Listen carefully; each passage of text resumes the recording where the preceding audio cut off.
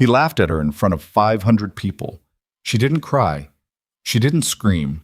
She simply turned and walked away. And that was the moment Lucian Moretti signed his own death warrant. He just didn't know it yet. For 10 years, Lucian built an empire on fear. But fear only works on people who have something left to lose. The woman he publicly humiliated that night. She had already decided. She had already planned. And by the time he figured out what she'd done, it would be far too late to stop it. This is the story of Vivian Moretti, the woman everyone forgot, the woman who remembered everything. If this story hits different, drop a like and comment the city you're watching from. I want to see exactly how far this story travels. Now stay with me, because what happens next will change the way you think about power forever. The charity banquet was held on the 43rd floor of the Harrington Grand, a tower of glass and cold ambition that scraped the Chicago skyline like a blade. Outside, February had turned the city into something mean and gray. Sleet cutting sideways across Michigan Avenue, ordinary people huddled into their coats, moving fast, heads down, trying to get somewhere warmer.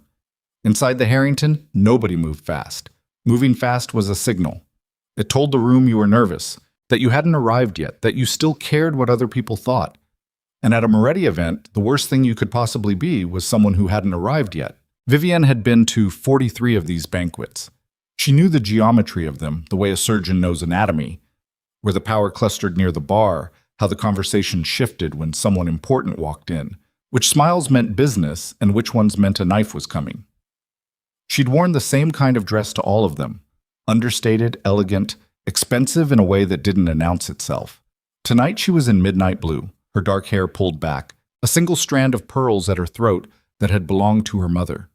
She stood near the tall windows with a glass of sparkling water she hadn't touched, watching the room the way she always watched rooms, quietly, completely, missing nothing. Lucian arrived 40 minutes late. That was theater. Everything Lucian did was theater. He came through the main entrance with 8 men flanking him, shoulders filling the doorway. The kind of entrance that forced every conversation in the room to pause for just a half second. He was wearing a charcoal suit that cost more than most people's cars, his dark hair silver at the temples now, which only made him look more formidable. At 51, Lucian Moretti was the kind of man who had gotten better looking with age the way certain weapons do. Sharper, more dangerous, more deliberate. He worked the room effortlessly, laughing at the right moments, gripping forearms instead of shaking hands, leaning in close when he spoke as though every conversation was a private confidence. Politicians straightened when he approached them. Crime family representatives tracked him from across the room. Business tycoons tried not to look too eager for his attention. Vivian watched all of it from the window. She watched him because watching him was how she understood him, and understanding him was how she had survived 12 years of marriage to a man who treated her like furniture, present when needed, invisible otherwise. She knew his patterns better than he knew them himself. She knew the way his jaw tightened when something was bothering him, how his left hand always moved toward his jacket pocket when he was calculating something, how his laugh, that broad, generous, room-filling laugh, was actually at its loudest when he felt the most threatened. Tonight his laugh was very loud. Bianca Romano came through the same entrance 20 minutes later, and the temperature in the room changed in a way that was almost physical. She was 34, dark-eyed, built like a magazine cover come to life, wearing a red gown that left no ambiguity about itself or its intentions.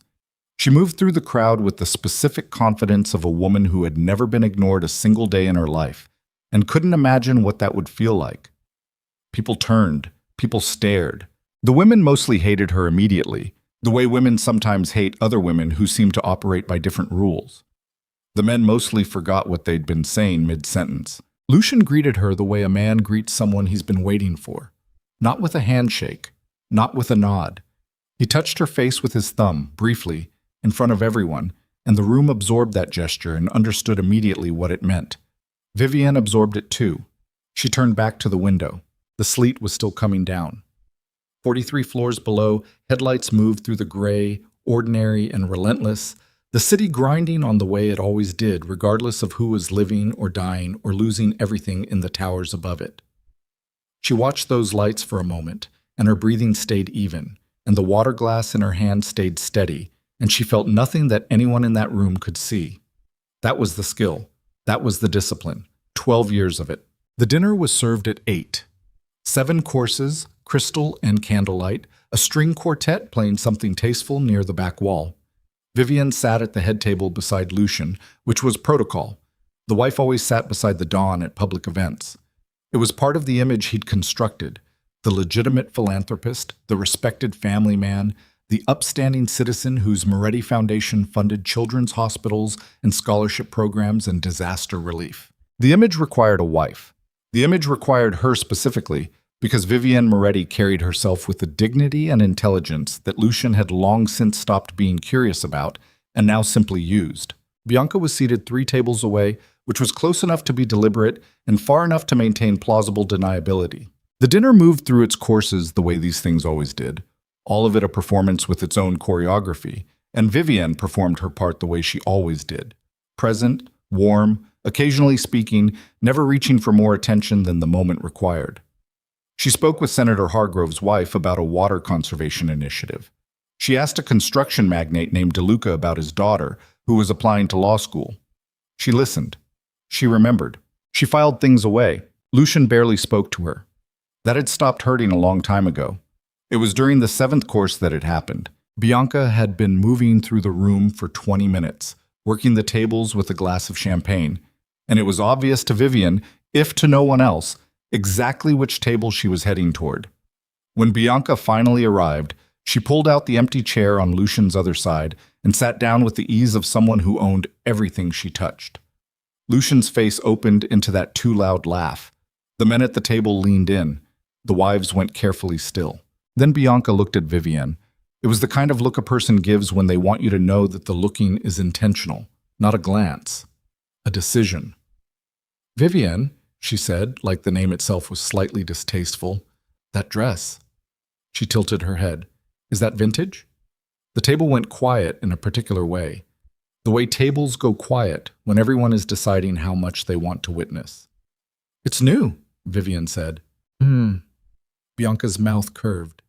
"It reads as..." She paused, performing consideration. "Vintage, in the sense of something that belonged to a different era. You know what I mean." She looked around the table, including everyone in the joke. "A forgotten queen wearing yesterday's crown." The words landed the way they were designed to land, loud enough to carry, sharp enough to cut, wrapped in just enough ambiguity that Bianca could always claim she meant something else. 2 women at the table looked at their plates. One of the men coughed into his napkin. Senator Hargrove's expression did something complicated. Everyone looked at Lucian. Lucian looked at Vivienne with the mild irritation of a man whose dinner has been interrupted by something tedious. "Don't make a scene," he said. That was all. Don't make a scene, not directed at Bianca, at her. Vivienne set her fork down.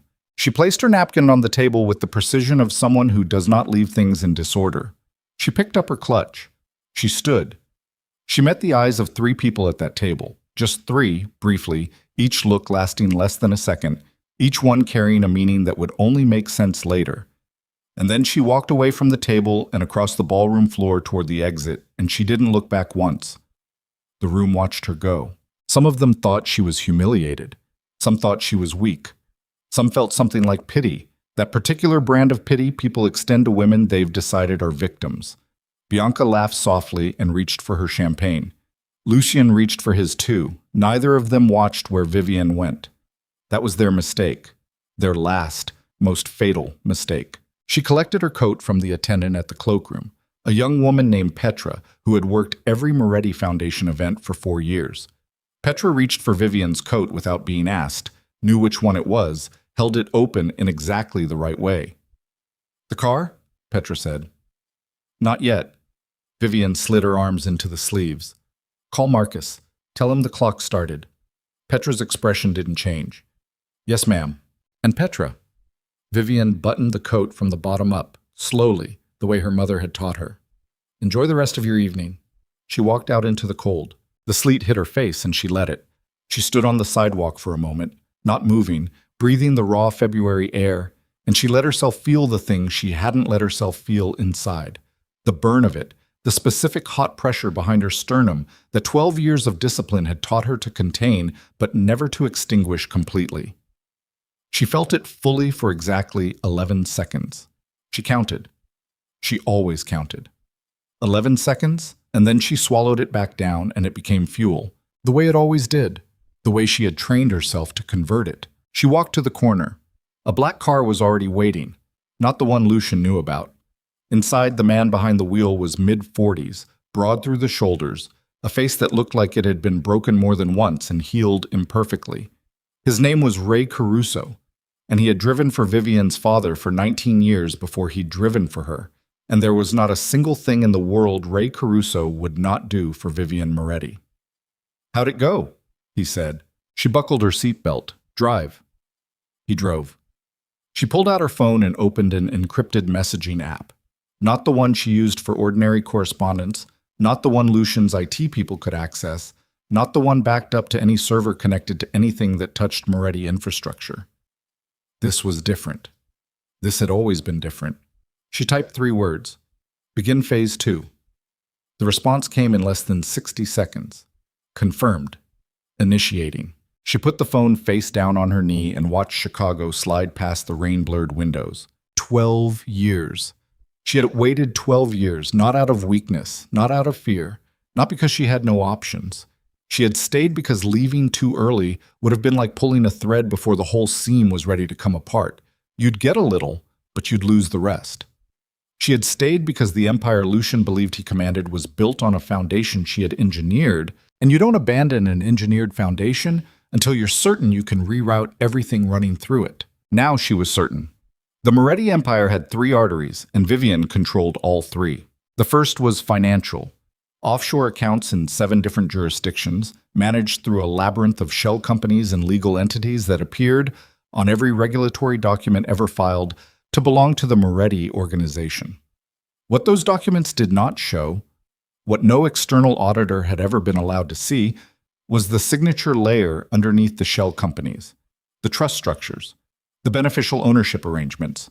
Her family's attorneys had built those structures before she'd married Lucian, a quiet condition of the merger between the Moretti organization and the Conti financial network that her father had negotiated. Lucian had never read the fine print. Men like Lucian rarely did. Fine print was what accountants were for. The second artery was intelligence. For 12 years, Vivian had been the actual node through which the Moretti organization's most sensitive political relationships operated. Not because she'd been appointed to that role, because she was the one who remembered birthdays and kept track of which judge was worried about his son's addiction and which city councilman's brother was 3 months behind on a loan that had been quietly acquired. That kind of intelligence didn't live in spreadsheets. It lived in a person. It lived in her. The third artery was loyalty. And this was the one Lucian had never understood at all, because Lucian thought loyalty was a product of fear. He thought it was produced by the threat of violence, maintained by the display of dominance, renewed through periodic demonstrations of what happened to people who broke it. He had spent 12 years confusing performance with substance. The loyalty that mattered, the loyalty of Vivian's attorney Marcus Webb, of her cybersecurity specialist Danny Leong, of 7 family capos whose fathers had known her father, of 3 federal contacts who'd been cultivated through patience rather than bribery. That loyalty was not a product of fear. It was a product of respect. And respect was not something Lucian had ever thought to manufacture. The car stopped at a building in River North. No sign, no visible security, the kind of address that looked like nothing until you knew what it was. Ray held the door. She went up in a freight elevator to the 4th floor, where a room was already lit, already occupied. Marcus Webb was at the table, 62 years old, immaculate in a gray 3-piece suit despite the hour, his silver reading glasses pushed up on his forehead. Beside him was Danny Leong, 29, slight, wearing a hoodie with a coffee stain on the cuff that she either hadn't noticed or didn't care about. 3 laptops open in front of her, all of them showing things that would have made Lucian Moretti's blood pressure spike through the roof. On the far side of the table, 2 men in their 50s, Sal Conti, her mother's cousin, and a man named Gerard, whose specific function Vivian had never felt the need to explain to anyone, sat with their hands folded and their expressions unreadable. They all looked up when she entered. Nobody asked how the banquet went. "Phase 2 is confirmed," she said. She set her clutch on the table and sat down. "Walk me through the timeline." Marcus opened a folder. "The account restructuring completes by Thursday. Every corporate entity with Moretti in the beneficial ownership chain transfers to Conti Holdings by end of business. The legal documentation has been executed and witnessed. It's airtight. Federal timeline, she said. Danny looked up from a laptop screen. The package we prepared goes to the U.S. Attorney's Office at 6 a.m. Friday. Financial Crimes Division. The evidence trail is layered. The forensic accountants are going to love it. It's got everything. The fund diversion to Romano's accounts, the undisclosed offshore positions, the political contributions that violated campaign finance law. There's enough there to keep them busy for 2 years. He'll lawyer up immediately, Sal said. He will, Vivian agreed. That's fine. The lawyers can't help him with what they're going to find. And Bianca Romano? Gerard said. His voice was low, precise, carrying the specific weight of a man who had spent decades ensuring that when he asked a question, it was the only question that needed asking. Vivian was quiet for a moment. She smoothed the fabric of her coat over her knee. She gets exactly what she is, Vivian said. Evidence. A paper trail. A woman who accepted stolen money and called it love.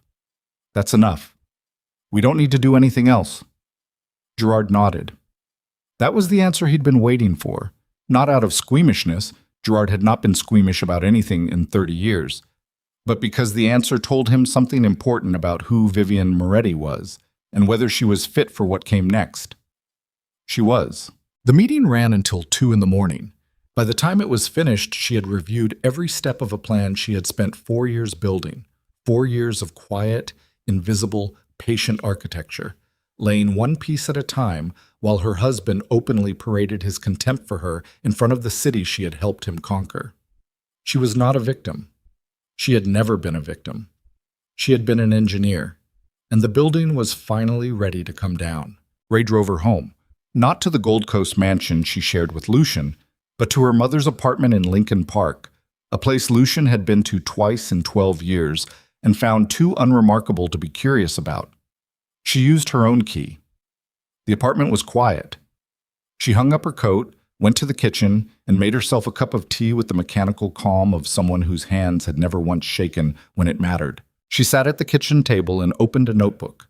Paper, not digital, because some things you keep where no signal can find them.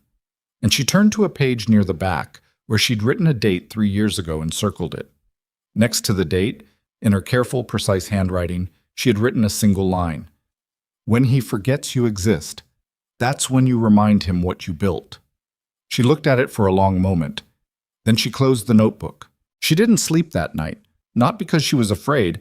Fear had not visited her in a long time, and she no longer missed it, but because she was thinking, moving through every variable, every possible countermove, every angle of failure. This was the work nobody saw. This was the work that had never stopped, not through 12 years of dinner parties and charity galas, and standing beside a man who used her presence and discarded her personhood, not through one humiliation or 100 humiliations, not through the slow, grinding erosion of being married to a man who had once, briefly, seen her clearly, and then chosen, deliberately and repeatedly, to look away. She was still thinking when the gray morning light began to come through the kitchen window.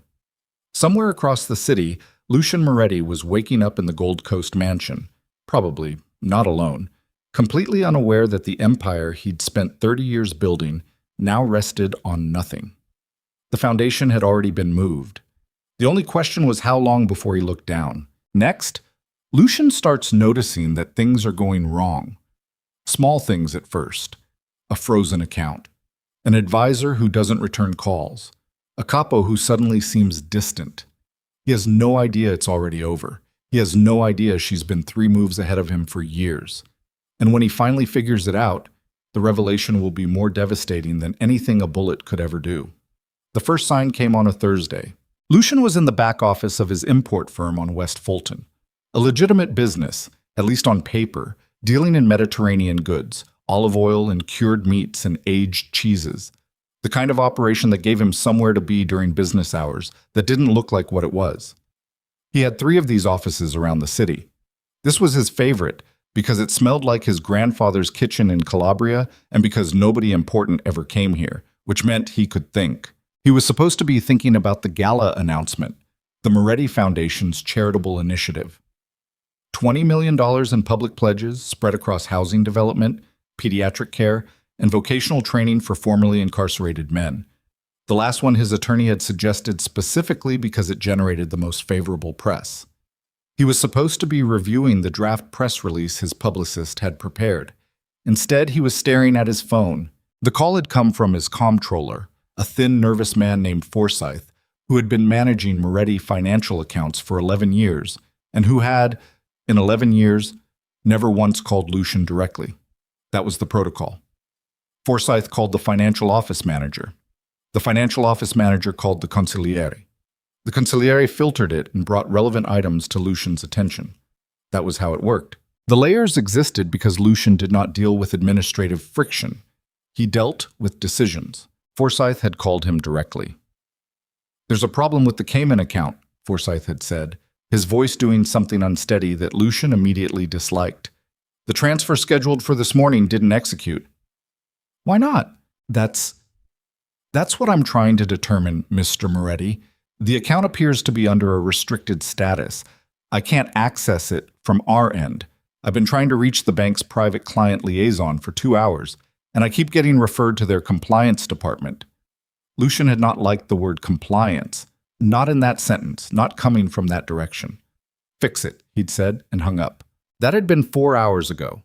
Forsyth had not called back with a resolution. He had called back twice with additional problems. 2 more accounts, same issue, restricted status, compliance holds, nobody at the bank's willing to give a straight answer to a direct question. Lucian had told him to get the lawyers on it, and then he'd sat in his office and felt something he hadn't felt in a very long time. He felt uncertain. He crushed it immediately. Uncertainty was a luxury he'd never been able to afford, and he'd trained himself out of it the way a fighter trains himself not to flinch, through repetition, through discipline, through the absolute conviction that the moment you let doubt in the door, everything else follows. He was Lucian Moretti. Banks did not freeze his accounts. Compliance departments did not hold his money.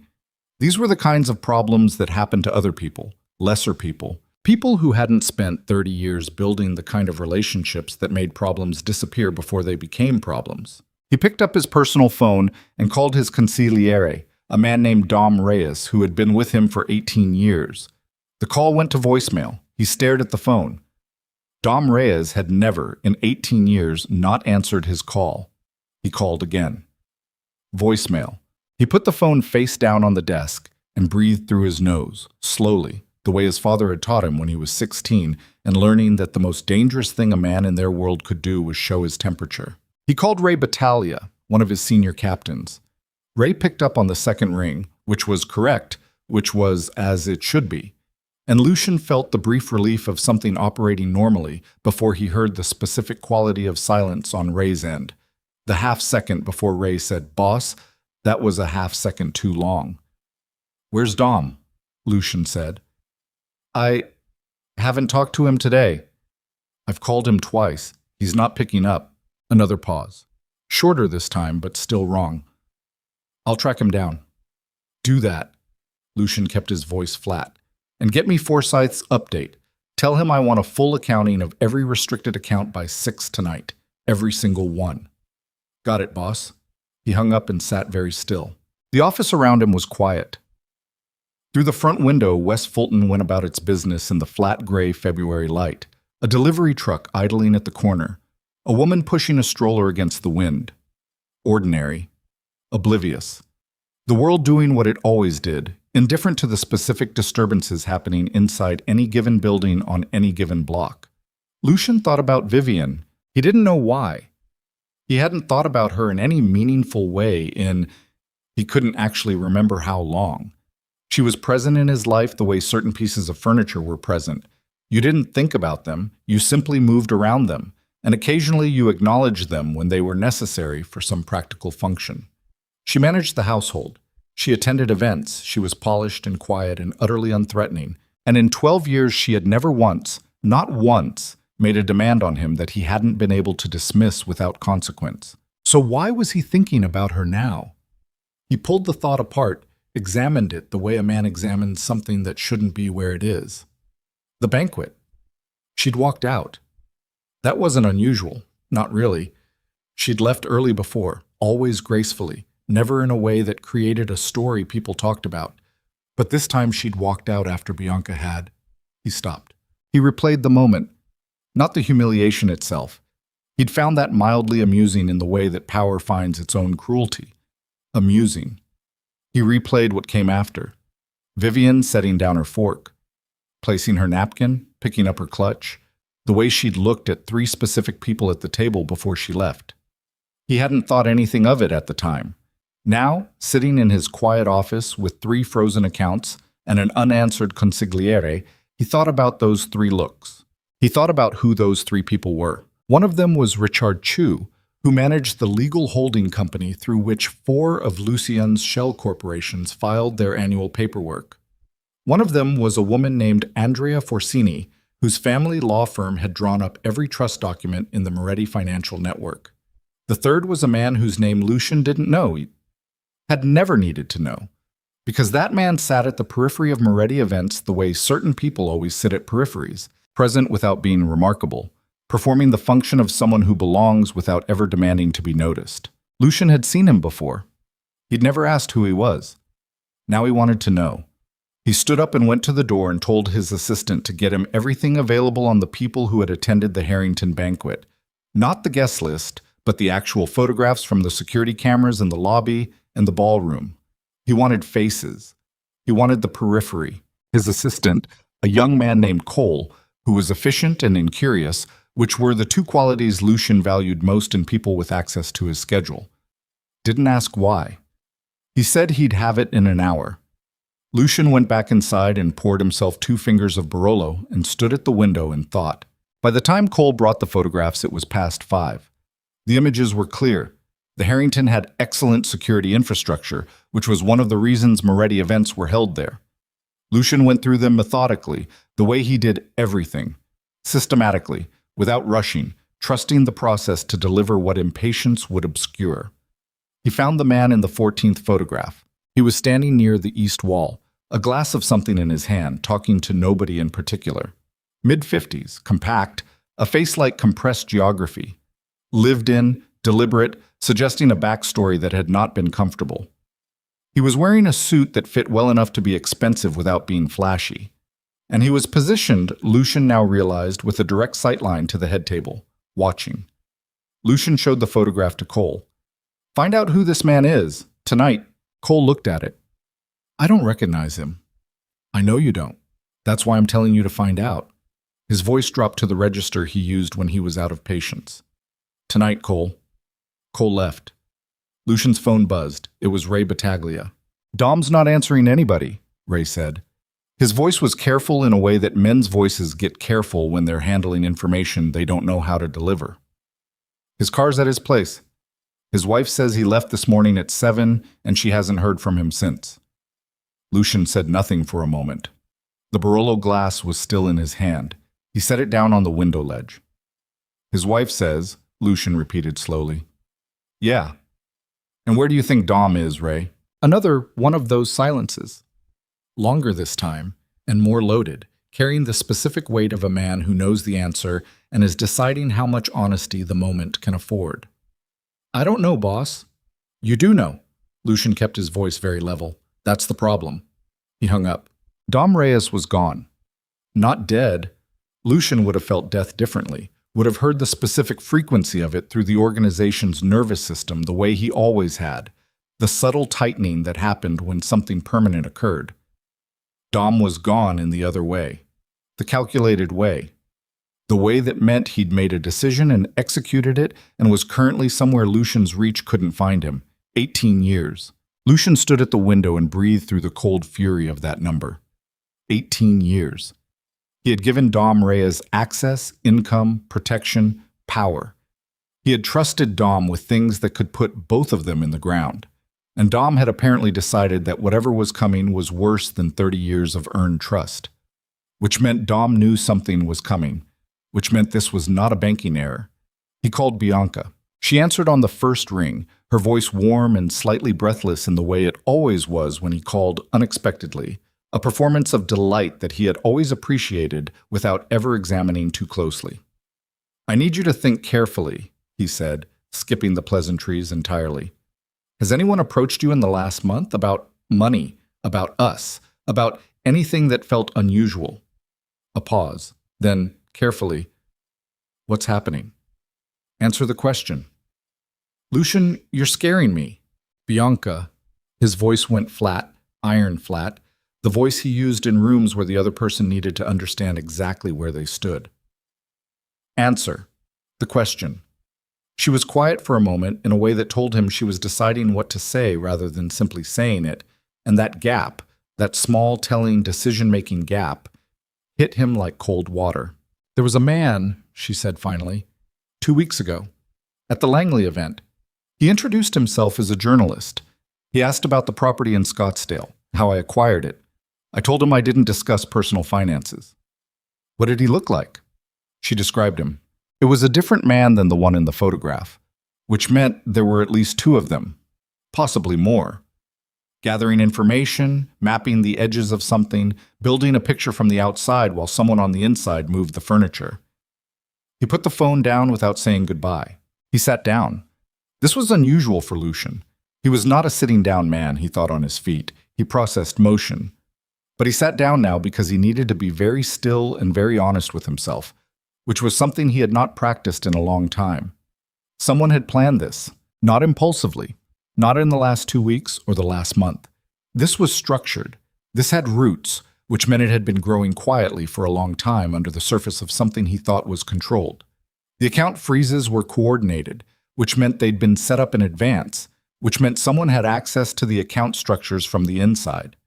Dom's disappearance was planned, which meant Dom had been turned, not recently, not under pressure, but through a relationship that had been built carefully over time. The journalists asking about Bianca were peripheral pieces, intelligence gathering, which meant someone was building a legal case in parallel to whatever else was happening. He was not looking at a coup. He was looking at a dismantling, and whoever was doing it had been inside his house the entire time. Cole came back at 7:15 with a name. The man from the photograph was Gerard. No first name in any accessible database, which was itself a kind of answer. Former intelligence background, currently listed as a consultant for a firm out of Washington, D.C., that did the kind of consulting that didn't have a clear description on its website. Last known associates included several members of the Conti family network. The Conti family network. Vivian's family. Lucian sat with that for a long time. He turned it over the way you turn over a stone you've been living near for years, expecting dirt, finding something with teeth. 12 years. She had been in his house for 12 years, quiet and graceful and absolutely legible to him, or so he'd believed. A woman who managed household staff and attended charity events and accepted his public indifference with the dignity of someone who had no other options. Except, the Conti family had been the financial backbone of the Moretti organization since before Lucian had taken over. His father had forged that alliance. Vivian had come with it, not as a gift exactly, but as a seal, a guarantee. He had understood that at the time and then gradually forgotten it the way you forget the origins of things that seem permanent. He had forgotten that permanence is always contingent. He stood up fast, the chair scraping back hard across the floor, and grabbed his coat and walked out of the office without telling Cole where he was going. He needed to get to the Gold Coast house. He needed to look at things. The files, the physical files he kept in the study safe, the documents his father had signed when the Conti Alliance was formed. He needed to find the specific language of those original agreements because something was nagging at him. Some half-formed memory of his father's attorney saying something about beneficial ownership structures, about certain assets being held in. His phone rang. It was Ray Battaglia again. "We got a problem," Ray said, and this time the careful quality in his voice was gone, replaced by something rawer, something that sounded like the specific tone men use when the situation has moved past management into something else. "What problem?" "Caruso's. 3 of our guys went to collect from the Caruso operation on Milwaukee. The guys there, they weren't interested in collecting. Said the Caruso operation isn't Moretti affiliated anymore." Lucian stopped walking. He was on the sidewalk outside the import firm, February air hitting him, traffic moving past. The city enormous and indifferent. "Say that again." "They said it changed hands. The protection contract. Said they've got new representation. Wouldn't say who." The cold got into his lungs in a different way. The Caruso operation on Milwaukee had been a Moretti account for 22 years. It was not a significant revenue source. That wasn't the point. The point was that it was a statement, the kind of foundational piece that told the rest of the city how things stood, who controlled what, where the lines were. If that account had changed hands, it hadn't happened because of Ray's 3 guys showing up to collect. It had happened because someone had already been there, had already made an arrangement, had already offered something better than what Lucian was offering. Someone who had the relationships to do that. Someone who had known the Moretti organization from the inside long enough to understand exactly which pieces to move first. He thought of Vivian setting down her fork, placing her napkin, picking up her clutch. He thought of those 3 looks. 3 seconds. 3 people who had apparently, between that Thursday night and this Thursday afternoon, begun the process of dismantling everything he'd built. He started walking faster toward where his car was parked. "Get everyone in," he said to Ray. "Every captain. Tonight. The warehouse on Kinsey. 9 o'clock. Everyone? Everyone who's still answering their phone," Lucian said. And the way he said it, the particular flatness of it, the thing under the flatness, told Ray Battaglia everything he needed to know about how serious this had become. He got to the Gold Coast house in 20 minutes. The gate opened on his code. The house was lit. The housekeeper probably, or the kitchen staff preparing dinner, nobody had requested. He went directly to the study, punched in the code for the safe, pulled the door open. The files were there. His personal documents organized the way he kept everything, by category, by date, by function. He pulled the founding documents of the Moretti-Conti Alliance, the papers from 23 years ago, when his father and Vivian's father had sat across a table and formalized an arrangement that had been running on handshakes for a decade before that. He read. He read slowly, the way he hadn't read them since the day his father had handed them to him and told him they were the reason the Empire would outlast both of them. He read the sections his father had highlighted. He read the sections nobody had ever highlighted because they seemed at the time to be standard legal language. The kind of protective clause that competent attorneys put in everything and that rarely came into play.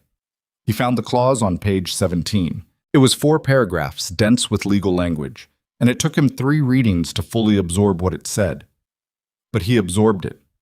He was a man who had built an empire on understanding what things meant, and he understood this.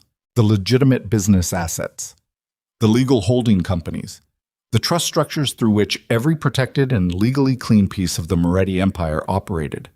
In the event of dissolution of the marital partnership, or in the event of material breach of the original alliance terms, a term defined in the attached schedule, a schedule he flipped to now, reading the 14 conditions listed there, recognizing with a slow-spreading cold certainty that at least 6 of those conditions described things he had done in the last 3 years, described them precisely as though someone had written them as predictions. In the event of any of the above, the beneficial ownership of the listed entities reverted to the Conti family trust, which meant to Vivian, which had always meant to Vivian. He set the papers down on the desk. He pressed both palms flat against the surface and breathed. In through the nose, out through the mouth, the discipline of it, the only thing keeping the room from tilting. He had spent 30 years building an empire. He had spent 12 years married to the woman who quietly owned it. And tonight, in a warehouse on Kinsey Street, he was going to sit across from his remaining captains and tell them what? That his wife had outmaneuvered him? That the accounts were frozen because the accounts had never really been his? That the foundation of everything they thought they were defending had been constructed from the very beginning on terms he had never fully read? He picked up his phone, opened the contacts, found Vivian's number, not the household number, her personal line, the one she'd had since before they were married and had never changed despite everything. He stared at it. His thumb hovered. And then from somewhere in the house, from upstairs, from the direction of the master bedroom, he heard a sound. Quiet, deliberate. The specific sound of a drawer being opened and closed by someone who knew exactly what they were looking for and had already found it. Someone was in the house. He set the phone down and reached into the inside pocket of his jacket, and his hand closed around empty air where the weight should have been. And he realized, with the specific clarity of a man who has just understood that the game has been running longer than he knew, that his personal firearm was not in his jacket. He had transferred it this morning to the coat he'd left in the office, He was standing in his own house, in his own study, next to a safe full of documents that had just rewritten the last 12 years of his life. And he was unarmed. The footsteps on the stairs were unhurried. The study door opened, and Vivian Moretti walked in, still wearing the midnight blue dress from the night before, her pearl necklace gone, her hair down now, carrying a leather briefcase he had never seen before, looking at him with an expression he had also never seen before. Not on her face, not in 12 years. It wasn't anger, it wasn't triumph. It was something quieter and more devastating than either. It was the look of someone who has already finished a thing and is simply here to confirm it. "Lucian," she said. Her voice was perfectly steady. "We need to talk about the gala." She set the briefcase on his desk. Not on the edge of it, not in the corner where a guest might set something to signal deference to the person behind the desk. She set it in the center, directly in front of him, with the deliberate precision of someone establishing territory. Then she sat down in the chair across from him. His chair, the one his father had brought from the original Moretti office in Little Italy in 1987, the one nobody sat in except Lucian, and she crossed her legs and looked at him and waited. He had not moved since she walked in. He was still standing with both palms pressed flat against the desk surface, the founding document splayed open in front of him, page 17, face up, with the clause he'd just spent 10 minutes reading and rereading as though a different reading might produce a different meaning. His jacket was open. His jaw was doing something it rarely did in front of other people, working, the muscles jumping slightly at the hinge, the body betraying what the face was trying not to. "Sit down, Lucian," she said. "This is my house." "Sit down anyway." He sat. Not because she told him to, because his legs had made the decision before his pride could override it, and he recognized that, and hated it, and sat anyway. She reached into the briefcase and placed 3 folders on the desk, each one tabbed and labeled in her precise handwriting. She placed them in a row, equidistant, with the kind of spatial care that told him these were not documents assembled in a hurry. These had been prepared, organized, possibly for a long time. "The first folder," she said, "is a complete accounting of every fund transfer Lucian Moretti personally authorized from Moretti Organization, accounts into private accounts belonging to Bianca Romano or her affiliated shell entities, across 3 years. The total is $9,400,000. She paused. Not for effect. She wasn't performing. She was giving him time to absorb a number. That money came from operational funds, not from personal accounts, from the organization. Which means you didn't give her your money, Lucian. You gave her theirs. These people will almost separate. He said nothing. The second folder is the legal analysis confirming what you just read on page 17. Every corporate entity, every protected trust, every legitimate holding, ownership reverts. The conditions of breach have been met, documented, and witnessed by 3 independent attorneys and 2 federal-level notaries. It's done. It was done the day you signed that transfer to Romano's account for the 3rd time. He looked at the folders rather than at her. His hands were on the desk, fingers spread, and he was aware of them in a way he normally wasn't. Aware of how still they were, how much work it was taking to keep them that way. "And the 3rd folder," he said, his voice coming out lower and rougher than he intended. "The 3rd folder is a proposal." She opened it herself, turned it to face him. "A restructuring plan. Every legitimate business becomes a lawful entity under Conti Holdings management.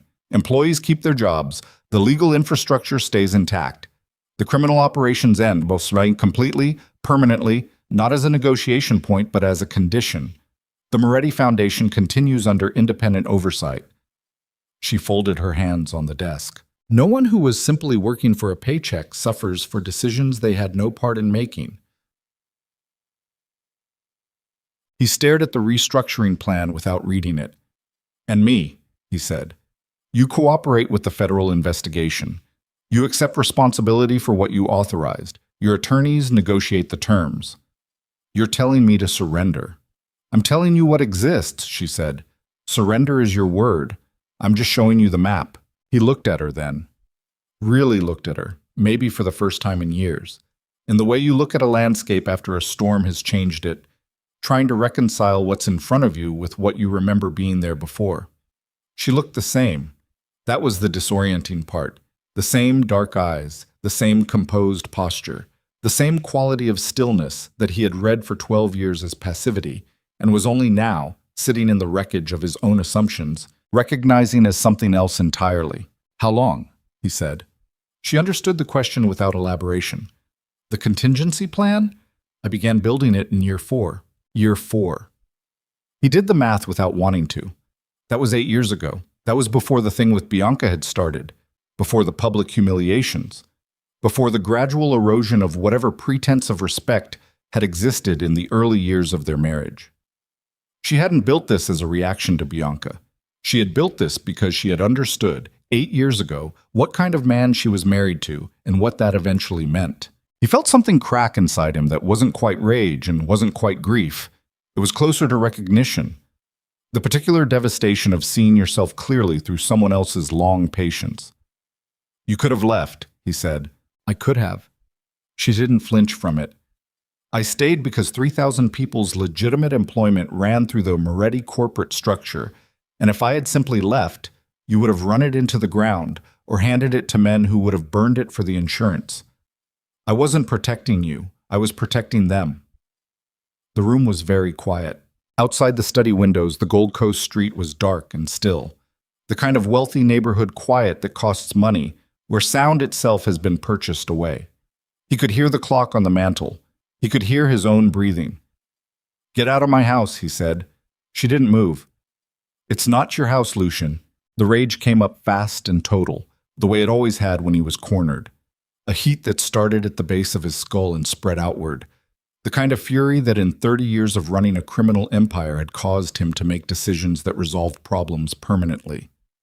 He stood up. The chair rolled back and hit the bookcase behind him. She watched him stand and she did not move a single inch. That stopped him. Not fear. She wasn't afraid of him. He could see that now with a clarity that was almost insulting, that she had not been afraid of him, perhaps not ever. And he had mistaken her composure for the composure of someone who had learned to manage fear, when in fact it was the composure of someone who had simply never experienced him as a threat worth fearing. It stopped him because there is something uniquely destabilizing about rage meeting absolute stillness. The rage has nowhere to go. It doubles back. He sat down again. "The gala is in 3 days," she said, her voice unchanged. "I know when the gala is. At the gala, I'll be there. With Marcus, with the Conti family representatives, with the original founding members of the organization who've agreed to the restructuring." She closed the third folder. "You can walk in beside me and present this as a mutual decision. A legacy move. A choice to build something that lasts. The press will frame it as visionary. Your attorneys get ahead of the federal case, your cooperation is on record, and your sentence, if there is one, is a fraction of what it will be if you fight this. Or," he said, "or you fight it, and everything that's in that second folder goes to the U.S. Attorney's Office tomorrow morning instead of next week. And everything in the first folder goes to every crime family on the Eastern Seaboard because they deserve to know that you used operational funds to bankroll a woman's shoe collection." She said it without contempt, which was somehow worse than contempt. It was just a fact. "And you stand in front of the gala audience alone, without allies, without money, without the legal infrastructure that's been protecting you from federal scrutiny for a decade. And you find out what Lucian Moretti looks like without the empire. He said nothing for a long time. The clock on the mantel continued its indifferent progress. "I need to think," he said. "You have until tomorrow morning." She stood, picked up the briefcase, left the 3 folders on his desk. She walked to the study door, and there she stopped. Not because she'd forgotten something, but in the way of someone who has one more thing to say and is deciding whether it serves any purpose to say it. She said it anyway. "I didn't want this," she said, her back still partially to him. "I want you to know that, not for your sake, for mine. I didn't build this because I hate you. I built it because you left me no other architecture to live inside." She turned enough to see his profile. "You had a remarkable woman in your life for 12 years, Lucian, and you looked through her every single day. That's not a tragedy I caused. That's one you chose." She walked out. He heard her heels on the marble hallway floor, measured and unhurried, growing quieter, and then the front door opening and closing, and then nothing. He sat in his study, surrounded by his father's books and his father's chair, and documents that had just informed him his father's legacy was not, and had never been, entirely his to command. He sat there for a long time. The clock kept moving. At 9:15, he was supposed to be at the warehouse on Kinsey for the meeting with his captains. At 9:15, he was still sitting in the study. At 9:40, his phone rang. Ray Battaglia. He let it ring. At 10:03, a text from Ray. "Boss, we need you here." Something happened. He drove to Kinsey. The warehouse was a converted cold storage facility that the Moretti organization had owned for 15 years, large enough to hold a small army, which was roughly what it had held on various operational occasions. Tonight, it held 11 men. 11, where there should have been 23. 12 of his captains had not shown up, had not called, had simply not appeared.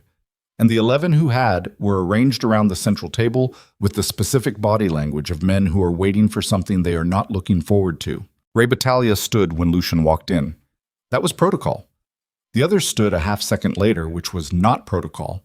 That half second was a message, and everyone in the room knew it, and everyone in the room knew that everyone else knew it. Lucian took off his coat, draped it over a chair, stood at the head of the table, and looked at each of the 11 faces in turn. Slowly, the full-weight look that he'd spent 30 years developing, the one that had made senators go quiet in rival bosses' clear rooms. Half of them held it. Half of them found something on the table more interesting. 12 men didn't come tonight, Lucian said. Silence. I'm going to ask this one time. Does anyone here know where those 12 men are? Ray cleared his throat. He was the only one in the room who Lucian trusted to tell him something he didn't want to hear, and the sound of that throat clearing had a quality to it that said the thing coming was something Lucian genuinely did not want to hear. They got a call, Ray said. This afternoon, from someone in the Conti network. They were offered arrangements, new arrangements. 7 of them took it. The other 5 are just, he paused, unclear. Unclear, Lucian repeated. They're not picking up. He looked at Ray for a long moment. Ray was 53, thick through the neck, a face like a fist, 21 years of absolute loyalty to Lucian Moretti. He was looking back now with an expression that Lucian had never seen on him. Not fear, not defection, but something that was almost sorrow. The expression of a man who has been loyal his whole life and has just begun to suspect that the thing he was loyal to was not entirely what he believed it was. Ray, Lucian said quietly, Boss, tell me what you know. All of it. Right now. Ray looked at the table, then back up. The accounts, the restructuring, the federal package. I've been hearing pieces all day. The picture it makes... He stopped, pressed his lips together. The picture it makes, boss, is that this wasn't put together last week. Someone's been working this for years. And if that's true, if the legal entities really are, if the ownership really does, it does, Lucian said. The room went very still. The ownership reverts, Lucian said, because there was no point in the alternative now, no point in performance, no point in projecting a confidence he didn't have at a table where 11 men were deciding in real time how much they believed in him. To the Conti Trust, to Vivienne. It's in the original alliance documents. I read it tonight. The silence that followed was the particular silence of a room full of men recalibrating. One of the captains, a man named Teo, young, ambitious, the kind who watched and waited and always knew which way the wind was turning before he committed, leaned back in his chair and looked at the ceiling. That was all. But the gesture said everything about where Teo was going to be standing when this was over. So what do we do? Ray said, and Lucian opened his mouth to answer, to say something decisive, something that sounded like the man he'd always been, something that organized the chaos into a direction. And the door to the warehouse opened, not his people, not anyone from this organization. 2 men he'd never seen before, suits that said federal without saying federal, the particular posture of people who are carrying authority. They didn't have to earn tonight because someone did the paperwork earlier. Behind them, a woman in her 40s with a prosecutor's face, compressed, certain, the kind of face that has heard every version of every story and is no longer moved by any of them. She held up a badge. Lucian Moretti. Her voice carried the flat acoustics of the warehouse easily. I'm Assistant U.S. Attorney Diane Crane. We have sealed warrants for your appearance before a federal grand jury. We also have warrants for the search of these premises and 4 other locations registered to Moretti affiliated entities. Behind her, more people were filing through the door. A lot more. Lucian's 11 captains were very still. He looked at Ray. Ray looked back at him with that same expression. The sorrow one. The one that meant something was ending. And Ray slowly put both his hands flat on the table, palms down, and that gesture said everything. It said, "I'm not fighting this. Not tonight. Not for this." Lucian looked at Teo. Teo had his phone out, typing something, already somewhere else entirely. He looked at the other 9 men and saw the same calculation in every face. The specific math of men who are deciding whether dying for a cause is worth it and concluding that it isn't, especially when the cause has just been revealed to be structurally compromised. Nobody reached for anything. Nobody moved toward him. He was standing at the head of a table with 11 men who had served him for a combined total of over 100 years, and not one of them was going to fire a single shot on his behalf tonight. He could see it in them the way you can sometimes see weather coming from a long way off. The certainty of it, the inevitability, the sense that the atmosphere had shifted and this was simply what the atmosphere produced now. Diane Crane walked toward him and he stood very still and let her. "Mr. Moretti, will you come with us voluntarily?" He looked at the warrant she extended. He took it, looked at it without really reading it. His father's face came to him. Not as comfort, but as context. The specific way his father had looked in the last year of his life, when the weight of the empire had begun to show in him, the exhaustion of it, the cost of spending decades maintaining something that demanded everything and protected nothing. He had never understood that look until this moment. "My attorneys," he said. "You're entitled to call them on the way. We'll give you that." He handed the warrant back. He picked up his coat from the chair. He straightened his jacket with both hands, the specific gesture of a man who will not let the room see him broken, even when he is. And he walked toward the door with the 2 federal agents flanking him, and he did not look back at the table. Outside the warehouse, the February cold hit him like a wall. There were vehicles on both ends of the street, marked and unmarked, coordinated, the kind of deployment that had been planned down to the parking. He counted at minimum 12 federal agents in his immediate vicinity. He didn't bother counting further. He was put in the back of a dark SUV. The door closed. Through the tinted window, he watched the warehouse, watched the agents moving in with their warrants, watched the lights inside going on in sections as the search began. And he thought about page 17 and about year 4, and about Vivian's voice saying, "You had a remarkable woman in your life for 12 years and you looked through her every single day." His phone was still in his pocket. They hadn't taken it yet. He unlocked it and went to contacts and found the number for his lead attorney, a man named Harrington who charged $400 a minute and was worth every cent of it. Then he stopped. Sitting in the back of a federal vehicle, about to make the most important call of his life, he noticed something on his phone he hadn't noticed before. A notification from a news app, time-stamped 11 minutes ago. He opened it. The headline read, "Moretti Foundation Gala confirmed for Saturday. Exclusive sources say major restructuring announcement planned." The article cited anonymous sources close to the Moretti organization. It described the restructuring in broad terms: legitimate enterprise, new leadership, legacy transition. It framed it as visionary, exactly the way Vivian had said the press would frame it if he cooperated. The article had been published 11 minutes ago, before he'd been arrested, before the warrants had been executed, before any of tonight had officially happened. He stared at the screen. The implications arrived the way cold water arrives: total, immediate, without negotiation. The press release had been prepared in advance. The framing had been prepared in advance, which meant the arrest had been anticipated, planned for, incorporated into the sequence of events, which meant that tonight, the warehouse meeting, the federal warrants, all of it, was not a disruption to Vivian's plan. It was part of it. He was not an obstacle she was removing. He was a piece she was moving, and she had moved him here, to this seat, in this vehicle, on this night, with the precision of someone who had been running the board for so long that she knew exactly where every piece would end up before the game began. The federal agent in the front passenger seat turned around. "Ready to make that call, Mr. Moretti?"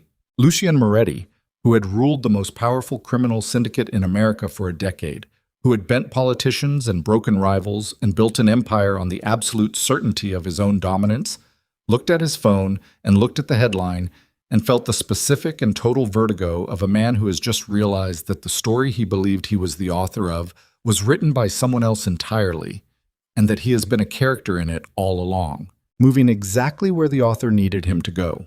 He pressed call, and somewhere across the city, in a Lincoln Park apartment that smelled like his grandmother's kitchen, Vivian Moretti heard the notification, the one that confirmed the warrants had been executed, the one that meant Phase 3 was complete, and she closed her notebook and stood and walked to the window and looked out at Chicago, enormous and grinding and indifferent. And she thought about Saturday and about what came after Saturday, and about the woman she was going to be when all of this was finally, irrevocably done. Saturday came in cold and clear. No sleet this time. The sky over Chicago was the specific hard blue of February at its most honest. No clouds, no softness, just light that had traveled a long way and arrived without warmth, illuminating everything with the kind of clarity that makes the city look like a photograph of itself rather than the real thing. By noon, the temperature was 11 degrees and the wind off the lake was doing what Chicago wind does, which is remind you that the city was built in a place that did not particularly want a city built in it. The Harrington Grand's event staff had been setting up since 6 a.m. The Moretti Foundation Gala was the most attended event on the Chicago philanthropic calendar. 400 confirmed guests, another 100 on the standing list, the kind of evening that generated coverage in 3 national outlets and a dozen regional ones. The ballroom on the 43rd floor had been transformed since Thursday night's charity banquet.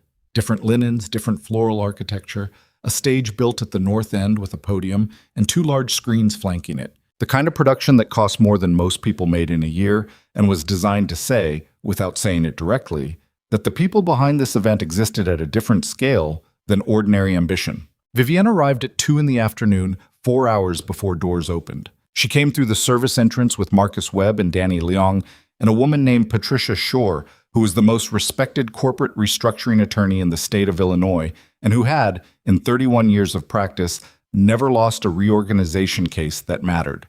Patricia was 60, small, wore no jewelry except a single ring on her right hand, and had the specific quality of calm that comes from having sat in more crisis rooms than most people sit in conference rooms. She and Vivian had spoken every day for the past 3 months. The event coordinator met them in the staging area, a young woman named Ellis, who had the look of someone who had been awake since 4 and was running entirely on professionalism and caffeine.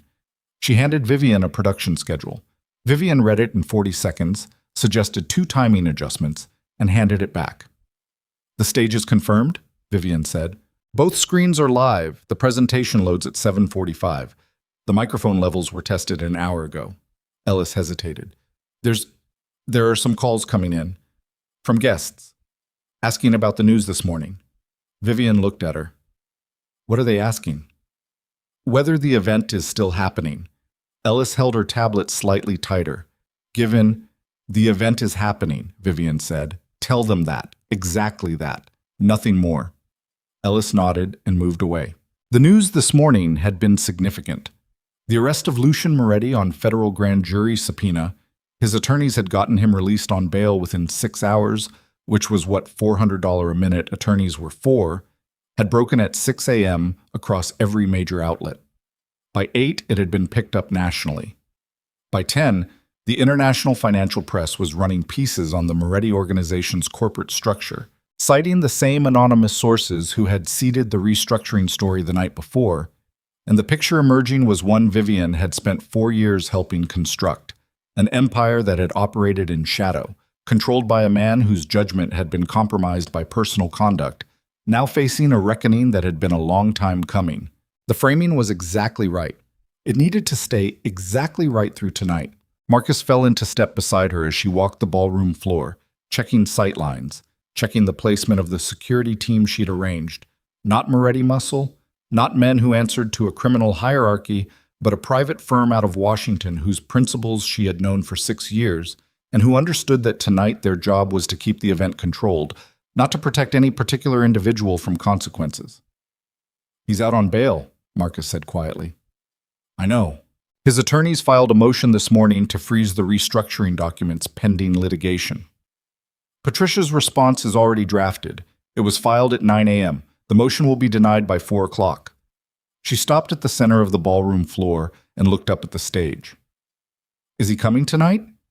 Marcus was quiet for a moment. His attorneys advised against it. I know what his attorneys advised. Is he coming? Ray Battaglia called my office an hour ago. Said Lucian wants to talk before the event. Tonight. Here. She nodded slowly. She had anticipated this. Not hoped for it. Not feared it. Anticipated it the way you anticipate weather you've read correctly off the instruments. Tell Ray he can be here at 6, she said. 1 hour before doors. I'll give him 20 minutes. Marcus wrote something on his notepad. Then, Vivienne. He stopped writing. If he comes in here tonight with anything other than an intention to cooperate, he won't. She looked at Marcus directly. He came out of that warehouse last night and called Harrington instead of running. That tells you everything about where he is. He's calculating. He's not done calculating, but he's calculating in the right direction. She paused. He just needs to understand that the calculation only has one viable outcome. And if he doesn't understand that, then tonight happens without him, she said. Either way, tonight happens. She spent the next 3 hours in a constant motion that looked, to anyone observing, like a woman managing an event. Which was true, the way a surgeon managing an operation is managing a room. The surface activity concealing the depth of what was actually being executed. She reviewed the statement that would be read to the media pool at 7:30. She confirmed the attendance of 7 people whose presence tonight was not philanthropic but structural. Representatives of the Conti Family Trust, 2 members of the original Moretti founding generation who had agreed to publicly endorse the restructuring, a federal compliance officer whose presence had been quietly arranged through channels that Danny Leong had spent 8 months cultivating. She ate half a sandwich standing up in the staging area because she hadn't eaten since the previous morning, and Patricia Shore had told her she needed to. At 5:45, she went to the room they'd reserved off the main corridor and changed into the black couture gown. It was the most expensive thing she owned. She had bought it 14 months ago, on a specific day, after a specific meeting, when she had understood that the timeline was real and the endgame was visible. She had bought it the way soldiers sometimes do a thing that marks the point of true commitment, as a statement to herself, in private, that she was going to see this through. It was black because black was the color of endings, and of beginnings. She was standing at the mirror, adjusting the shoulder seam, when the door opened without a knock. Lucian walked in. He was 20 minutes early. He looked like a man who had not slept. The suit was correct, dark, well cut, the kind of surface discipline he had never lost regardless of circumstances. But beneath the suit he was carrying the previous 36 hours in his face, in the tightness around his eyes, in the way he moved through the doorway with his shoulders slightly forward, the posture of someone braced for impact. He had shaved but missed a spot below his left ear. She noticed it and said nothing. He stopped when he saw her in the gown. Something moved across his face that she didn't try to name. You're early, she said, turning back to the mirror. I needed to see you without attorneys in the room. You have 20 minutes. He came further into the room. She could see him in the mirror standing behind her, and for a moment the image was almost domestic, husband and wife, pre-event, a room to themselves. She let the image exist without doing anything with it. The motion your attorney filed this morning, he said. That's aggressive. That's accurate. She picked up an earring from the dresser. The restructuring documents are legally sound. Your attorneys know that. The motion buys them time, not outcomes. Vivienne. Something in his voice shifted. Not soft. Lucian Moretti had not done soft in a decade, but stripped of the upper register of it, the performance of authority. Just the voice underneath. I need you to tell me something honestly. She put in the second earring. All right. Is there anything left to negotiate? Or is this already... He stopped, started again. Or is this already done and you're giving me the illusion of a choice to make it cleaner? She turned from the mirror and looked at him directly. The question deserved that. The criminal liability is done, she said. That's federal. I didn't build that and I can't undo it. What you did? You did. And those warrants exist independent of anything I control. She held his gaze. What I control is the corporate structure, the restructuring, the public narrative tonight. And within that, yes, there are still choices. how you walk into that ballroom, whether you stand beside me when the announcement is made, whether this becomes a story about a man who was part of building something legitimate, or a story about a man who fought to the last inch to protect something that was already gone. He was quiet for long enough that the clock on the wall moved through a full minute. "The captains," he said. "After the warehouse, most of them are gone. I know that. The ones who aren't will find their positions in the restructured organization if they're willing to operate legitimately," she said. "That's in the proposal. I meant it. And me. That's for the federal process to determine, not me." He turned away from her and walked to the window.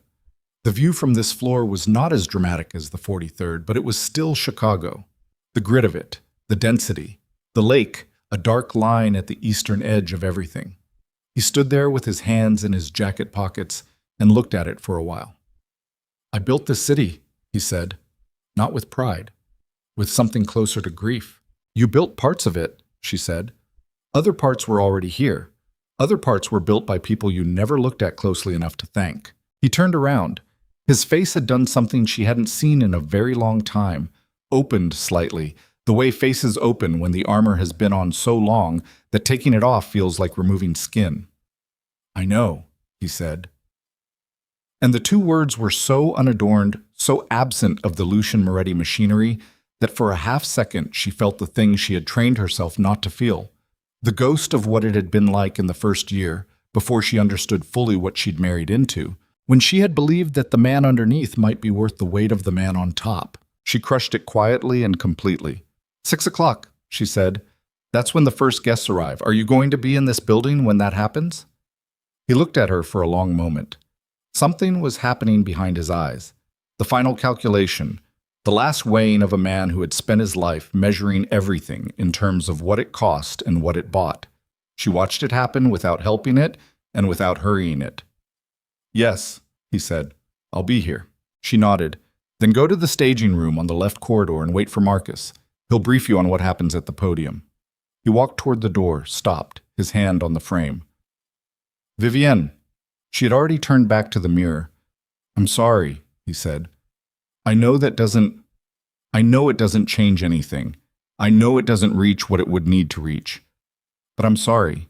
She looked at his reflection in the mirror, at the missed spot below his left ear, at the way his hand was gripping the door frame slightly too hard. "I know you are," she said.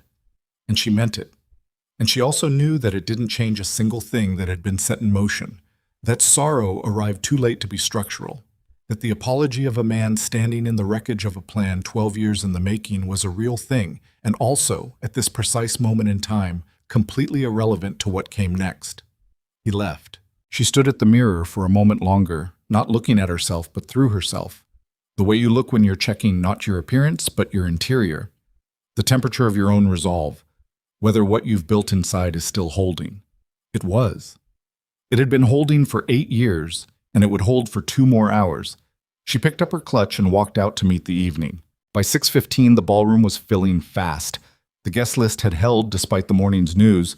In fact, several people had confirmed attendance after the arrest story broke, drawn by the specific gravity of a public reckoning in process.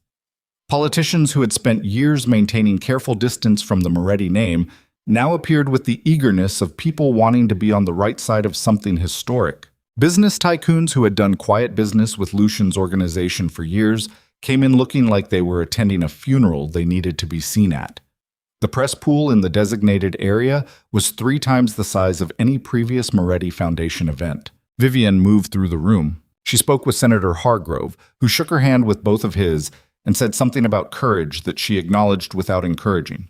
She spoke with the 2 founding generation Moretti representatives, men in their 80s, men who had known her father and who had, when she had come to them 8 months ago with the restructuring proposal, sat with it for 2 weeks and then called her back and said yes, because they were old enough to know the difference between an empire that was eating itself and one that could be saved, and wise enough to understand which one Lucian had built.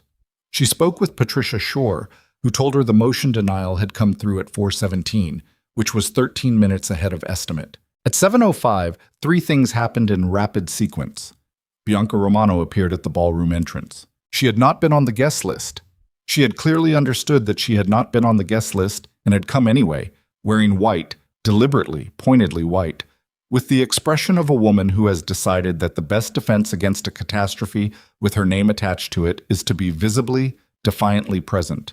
She made it approximately 15 feet into the ballroom before two of Vivian's security team materialized at her sides with the quiet efficiency of people who had been briefed on exactly this scenario. The conversation that followed was brief and inaudible to anyone more than 6 feet away. Bianca's face went through several stages. She left through the same door she'd entered. Vivian watched it from across the room without moving toward it. The second thing that happened was that Ray Battaglia came in through the east entrance with two of the remaining loyal captains. Ray had cleaned up, pressed shirt, jacket, the effort of a man trying to signal something. He found a position near the east wall and stood there with his hands clasped in front of him, not drinking, not talking, watching. Vivian caught his eye once across the ballroom. He gave her a single nod. She gave him one back. The third thing was that Lucian walked into the ballroom. He came in through the main entrance, alone. No bodyguards, no entourage. Just the man himself in a dark suit, and the room registered his arrival the way rooms register something they weren't entirely sure they were going to see. Conversations didn't stop, but they adjusted. The way sound adjusts around a frequency that changes the acoustic of a space. He moved through the room toward Vivian with the same deliberate stride he'd always used, and she watched him come, and she breathed through it, and she held every piece of herself in its place. He reached her. "How do you want to do this?" he said quietly. "Walk with me to the stage when Patricia makes the introduction," she said. "Stand there. You don't have to speak. Your presence is the statement." He looked at the stage. At the two screens flanking the podium, currently showing a rotating display of Moretti Foundation initiatives.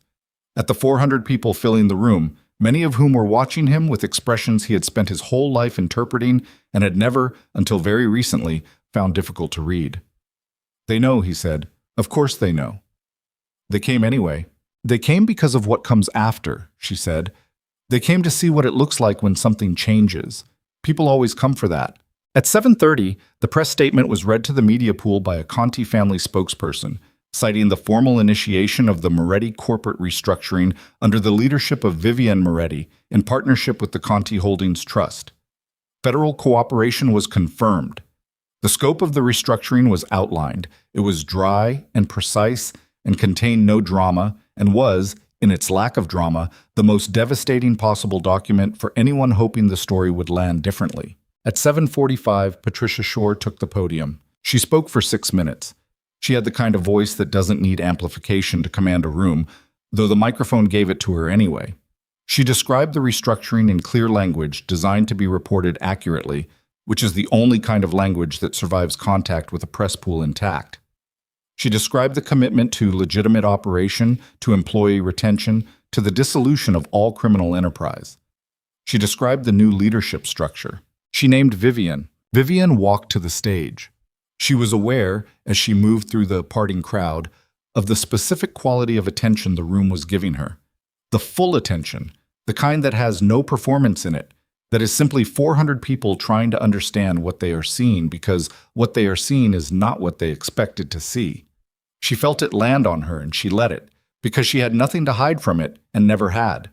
She climbed the 3 steps to the stage. She stood at the podium. She looked out at the room, at the politicians and tycoons and crime family representatives and journalists and the 2 old men in the front row who had known her father, at Ray Battaglia against the east wall with his hands clasped, at Marcus near the side door with his reading glasses on his forehead. And she found Lucian. He was standing at the base of the stage steps, exactly where she'd positioned him, and he was looking up at her with an expression she had never seen on his face in 12 years of marriage. It was the expression of a man seeing something clearly for the first time. She adjusted the microphone. The room was so quiet she could hear the ventilation system, the subtle ticking of the lighting rigs, someone's glass being set down 3 tables back. 12 years ago, she began, her voice steady and clear and entirely her own. I made a promise to the people who depended on this organization, not to the organization's leadership, not to its criminal infrastructure, to the 3,000 people whose legitimate employment, whose health insurance, whose children's futures ran through the legal corporate structure that has always been the real foundation of what carries the Moretti name. My soul. She paused. Let it sit. That promise is what I'm here to keep. And somewhere below and behind her, Lucian Moretti stood at the base of the stage steps with his hands at his sides and his jaw working slightly, and the full weight of what she was, what she had always been, what he had spent 12 years looking through without seeing, all of it arriving now, in this room, before these people, in the specific and irrevocable form of her voice carrying across the silence he had never once, in all that time, thought to fill with anything that mattered. The screens behind her lit up with the restructuring plan. The cameras in the press pool began recording, and whatever Lucian Moretti had been, whatever story he had told himself about power and empire and the architecture of control, it was ending, in real time, in a ballroom on the 43rd floor of the Harrington Grand, while the woman he had discarded stood at a podium and built something new from the foundations he had never understood he was standing on.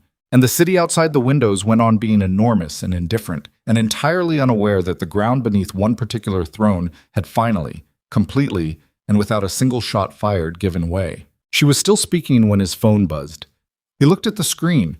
It was a text from Harrington, his attorney. 4 words. They moved up the indictment. He looked up at Vivian on the stage. He looked back at the phone. The federal agents were already in the building. He put the phone in his jacket pocket. He did it slowly, deliberately, with the specific care of a man performing a gesture that means something. Not to the room, not to anyone watching, but to himself.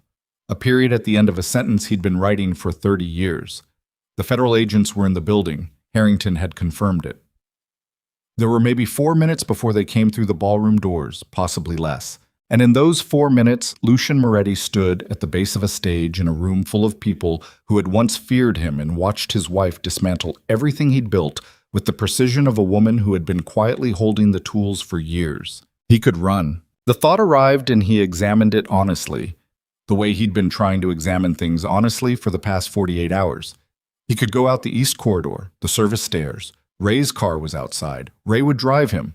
He knew Ray would drive him because Ray was loyal in the particular way of men who separate their loyalty from their judgment, who serve the person rather than the cause. He could be in the air in 2 hours. There were accounts, not the ones that had been frozen, not the Moretti corporate accounts, but personal ones, older ones, money that predated the alliance, that had no connection to anything Vivian had restructured. He could run, and he could be somewhere that didn't have an extradition treaty, and he could spend the rest of his life being Lucian Moretti in smaller and smaller rooms until the name meant nothing at all. He could run. He didn't. He wasn't entirely sure why in the moment. Later he would think about it and arrive at something like an answer, but in the moment it was less a decision than an absence of one, a refusal to perform the action rather than a clear choice of what to do instead. He stood at the base of the stage steps, and he listened to Vivian's voice carrying across the ballroom, and he stayed where he was. The ballroom doors opened at 7:59. Diane Crane came in with 4 agents. The same measured posture he remembered from the warehouse. The same compressed face. The room registered the entrance the way it had registered Lucian's.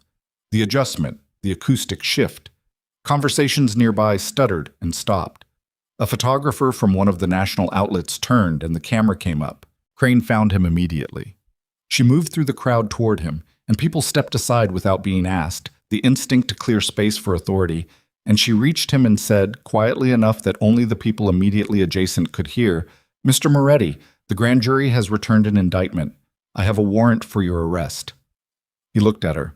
He looked at Vivian on the stage, who had not stopped speaking, whose voice continued clear and steady over the sound system, who had either not seen Crane enter or had seen her and incorporated it without breaking stride. He thought it was the second one. "All right," he said. Crane's expression shifted slightly. Not surprise exactly, but the adjustment of someone who had prepared for resistance and was recalibrating for the absence of it. He held out his hands.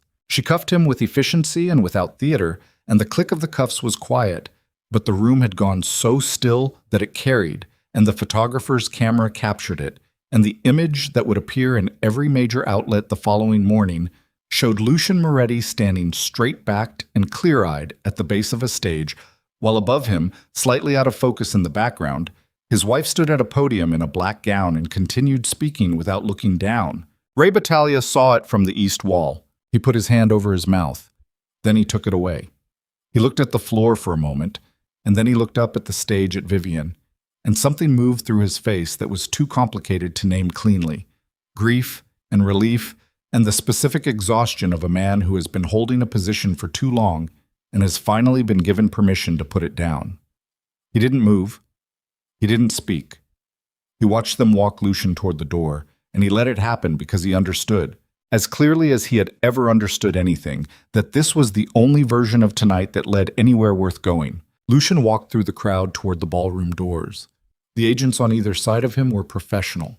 No pushing, no drama, the controlled movement of people who knew that the image mattered, and that restraint was its own statement. The crowd parted. He walked through the parting, and he kept his eyes forward and his shoulders level, and he did not look back at the stage. He almost made it to the doors before he stopped. He stopped because he heard her voice change, not break. Vivian Moretti's voice did not break. Not in that room, not that night. But it changed in a way that only someone who had lived alongside it for 12 years would notice.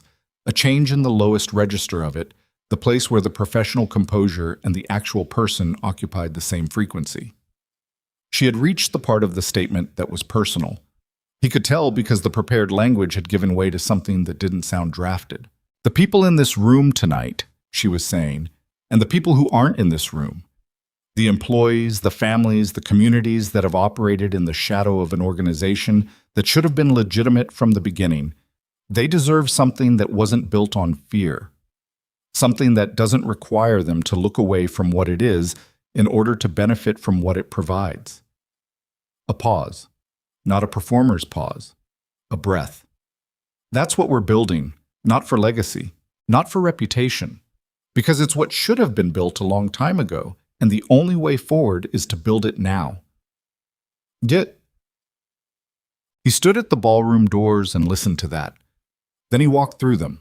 The corridor outside was bright and cold with institutional air conditioning, a functional contrast to the ballroom's warmth and candlelight. 2 more agents were waiting there. Crane handed him off with a word and a nod, and he was moved toward the service elevator, away from the press pool, the practiced choreography of an arrest managed for minimum spectacle. He said nothing during the elevator ride. He said nothing during the walk through the service corridor, past kitchen staff who stopped and stared, and then looked away. He said nothing when they reached the black vehicle waiting at the service entrance, the February cold hitting him again, the hard blue dark of Saturday night, the city going on around the Harrington Grand in its enormous and indifferent way. He got into the vehicle. The door closed.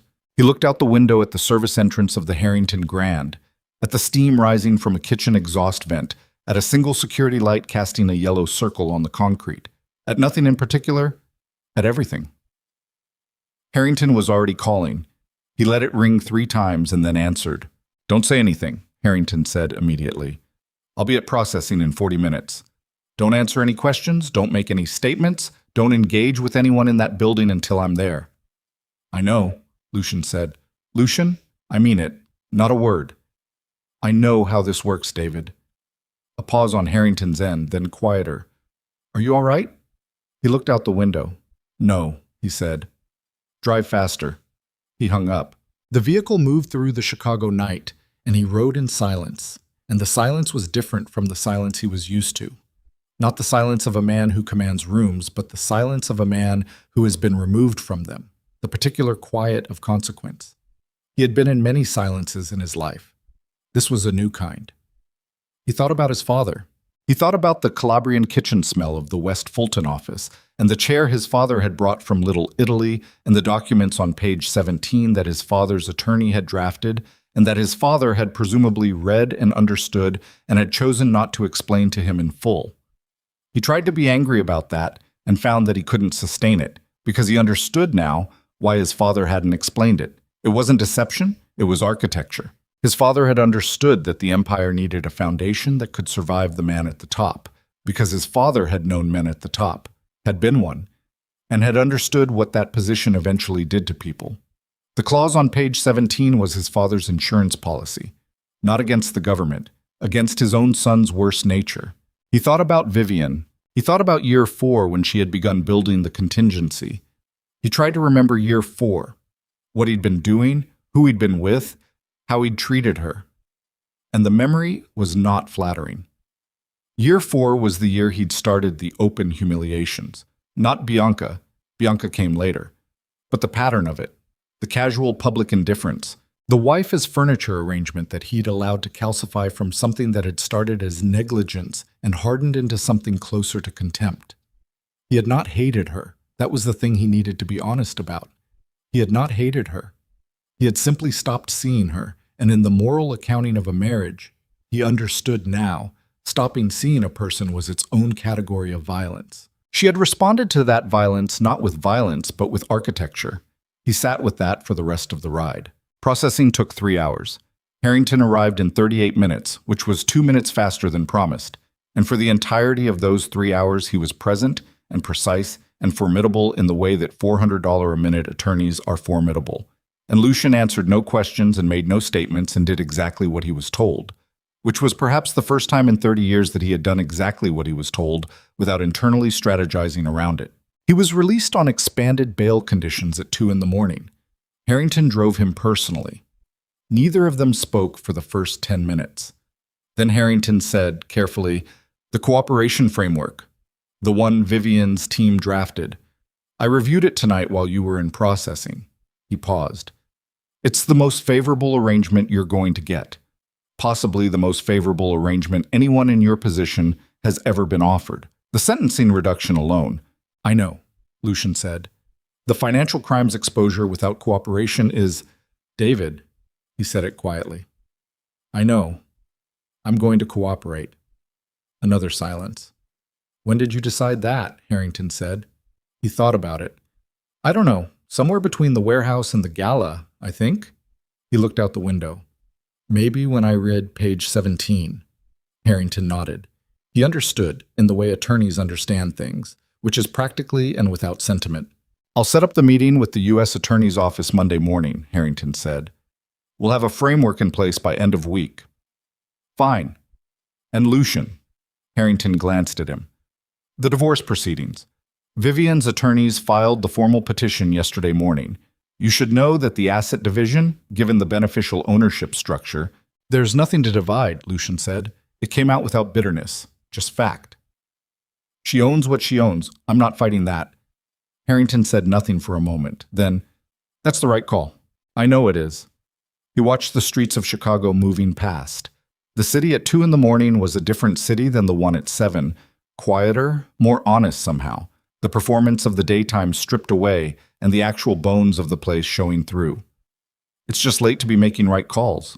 Harrington dropped him at a hotel on the near north side.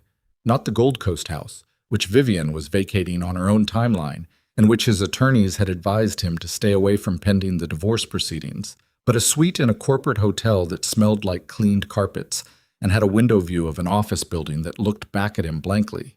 He stood in the room for a while without turning on more than one lamp. He ordered coffee from room service because he was not going to sleep, and he knew it. When the coffee came, he sat in the chair by the window and drank it slowly and thought about nothing specific.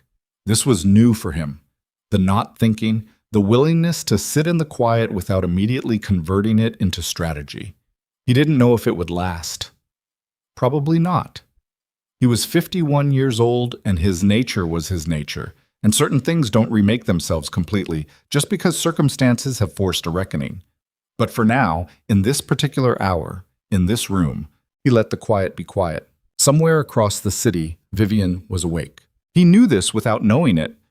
The specific knowledge of someone who has shared a life with a person long enough to understand their rhythms from the inside. She was not sleeping. She was in the Lincoln Park apartment, probably at the kitchen table, probably with a cup of tea that had gone cold, probably with the notebook closed in front of her because the notebook's work was done. He thought about what it would feel like to be her tonight. Not with envy, not exactly, but with the slow arriving wonder of someone who has spent years looking at a painting and has only just understood what it is. He had wanted to ask her in that room before the gala what it had cost her. Not the plan. He understood the plan. He could measure the plan in legal documents and account structures and years of quiet work.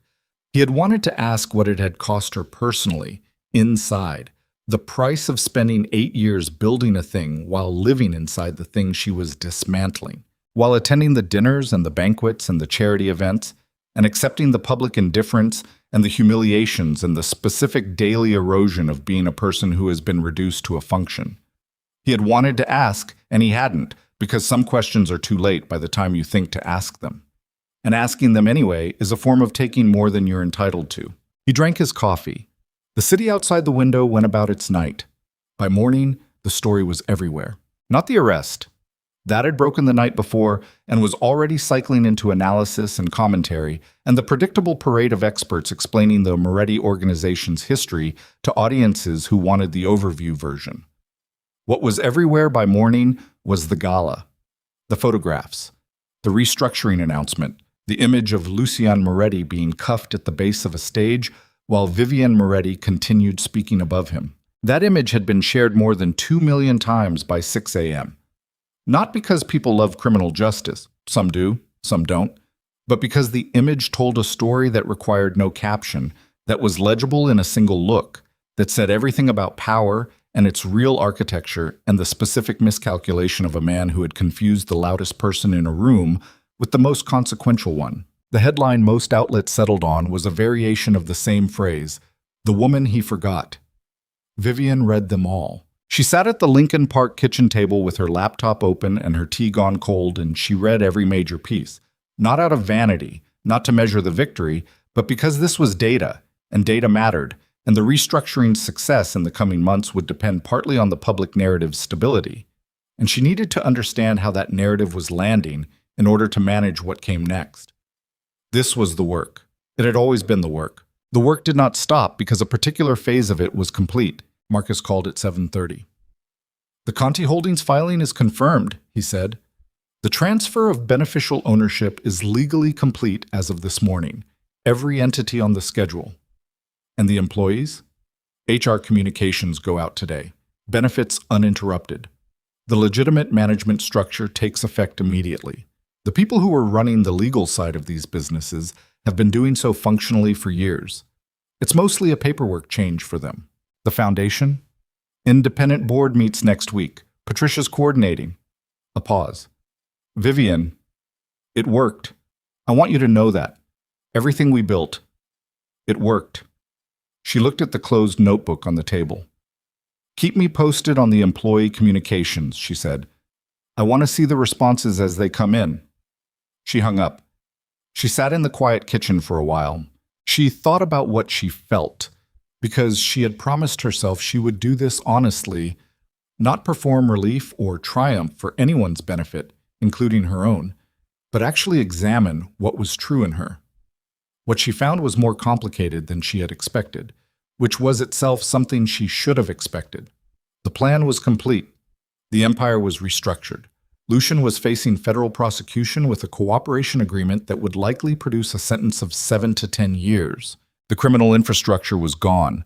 The legitimate businesses were safe. 3,000 people's livelihoods were protected. All of that was true. All of that was real.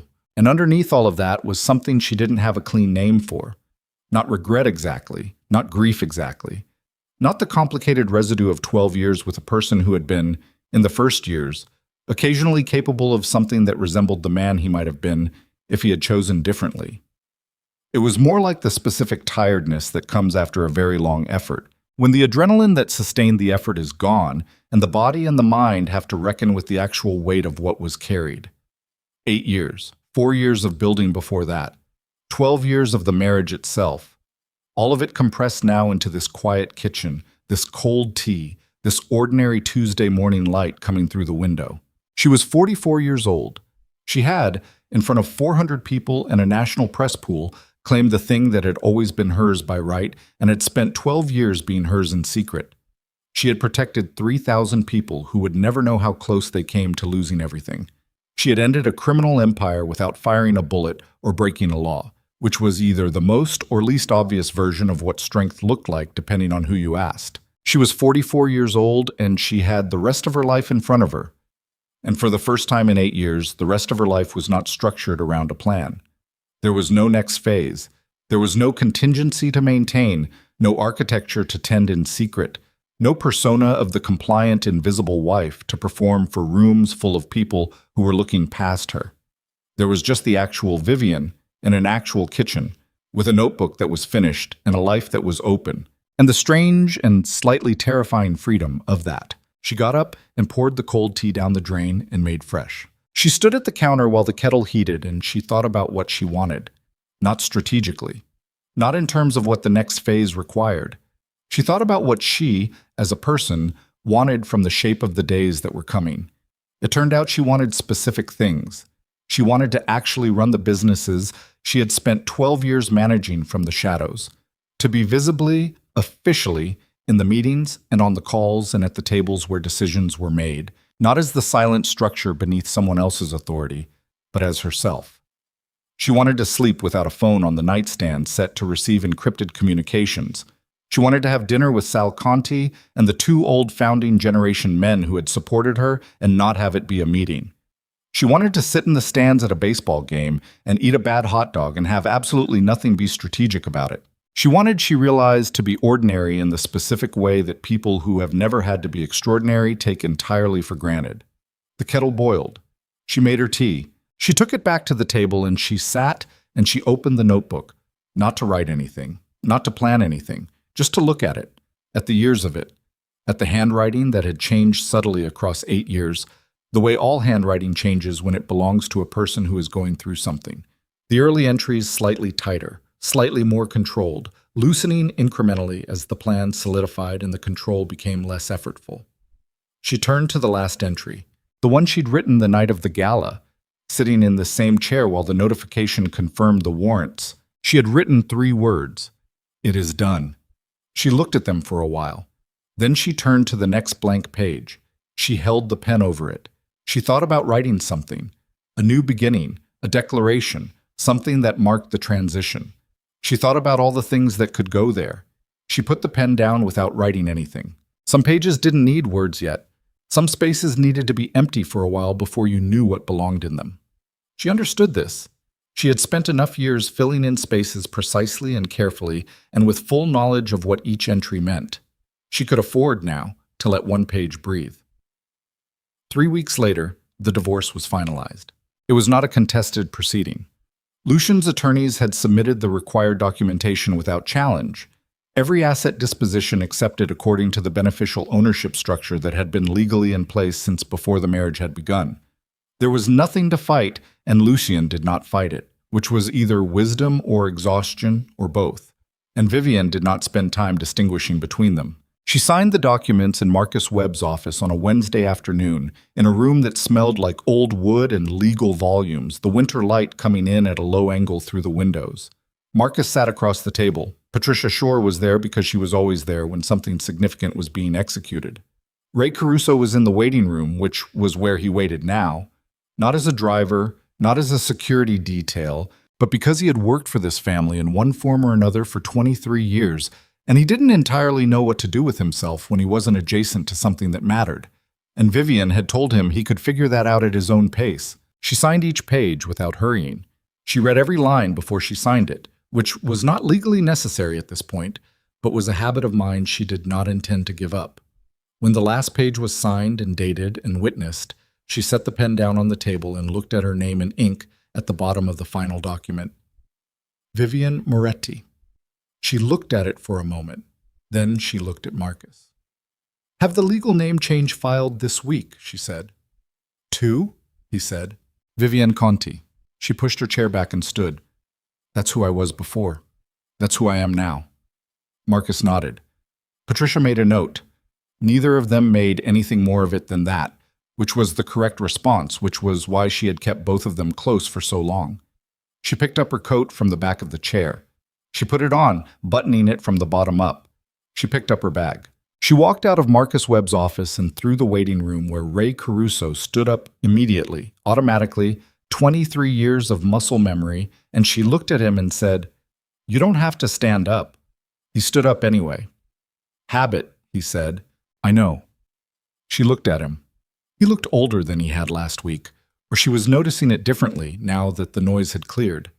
He had a granddaughter he talked about sometimes, a 3-year-old in Evanston who apparently said things that made him laugh in a way that nothing else did.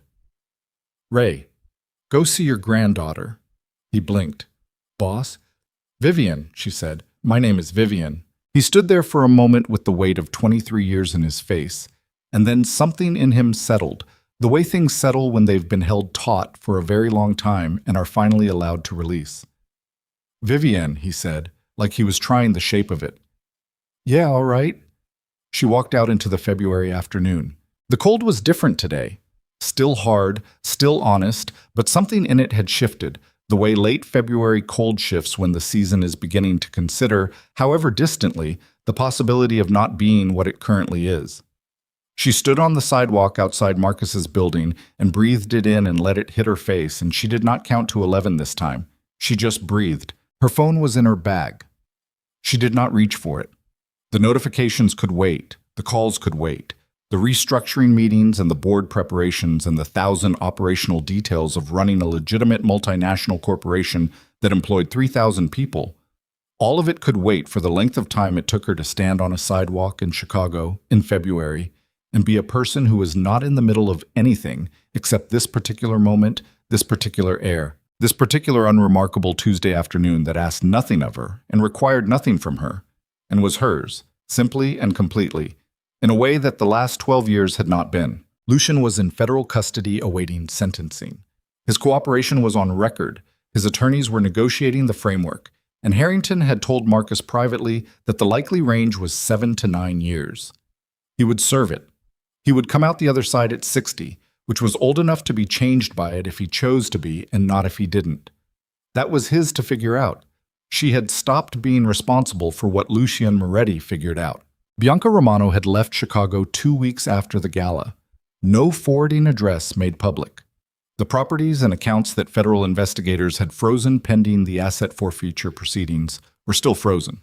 She had given one interview to a tabloid outlet that Vivienne had not read and did not intend to read, because the story Bianca told about herself was Bianca's story to tell, and it had no more claim on Vivienne's attention than Vivienne chose to give it, which was none. The criminal captains who had not accepted the restructuring arrangement had scattered in the way that criminal organizations scatter when the organizing principle disappears, some taken up by rival structures, some arrested independently, some simply gone, absorbed back into the ordinary world in whatever diminished capacity ordinary life offered people whose skill set ran in particular directions. Ray Battaglia had called her the week after the gala and said he wanted to talk about the legitimate security consulting division she was building into the restructured corporation and whether there might be a role that didn't require him to be something other than what he was. She had said, "Yes, come in, let's talk." He had come in. They had talked. He was starting Monday. It was not a happy ending because happy endings were a kind of dishonesty that she had never been able to afford and had stopped believing in somewhere around year 2 of her marriage. It was a true ending, which was harder and more valuable and less comfortable to hold in both hands. The ending that came from doing a real thing over a long time at real cost and arriving somewhere that was not perfect, but was honest and was hers. She hailed a cab because she didn't want to be driven today. The driver was a man in his 60s who said nothing and drove with the competent silence of someone who had moved people around this city for a very long time and had stopped being curious about where they were going or why. She gave him the Lincoln Park address and sat back and watched Chicago move past the windows. The grit of it, the density. The lake appearing at the end of cross streets, vast and flat and cold and permanent in the way that bodies of water are permanent, indifferent to the particular human dramas played out along their edges. Still there when the dramas end, still there in the morning, still there next year, still there after every empire has been built and restructured and renamed and built again. She watched it until it disappeared behind the buildings. She thought about this blank page in the notebook. She thought about what she was going to put there eventually, when she knew. Not a plan, not a contingency. Something simpler and more difficult than either. The actual record of a life being lived by the person who owned it, in the open, without architecture, without strategy, without the 12-year discipline of converting everything into fuel. The cab stopped at the Lincoln Park building. She paid. She got out. She stood on the sidewalk in front of her mother's building, the building that smelled like the right things and asked nothing of her.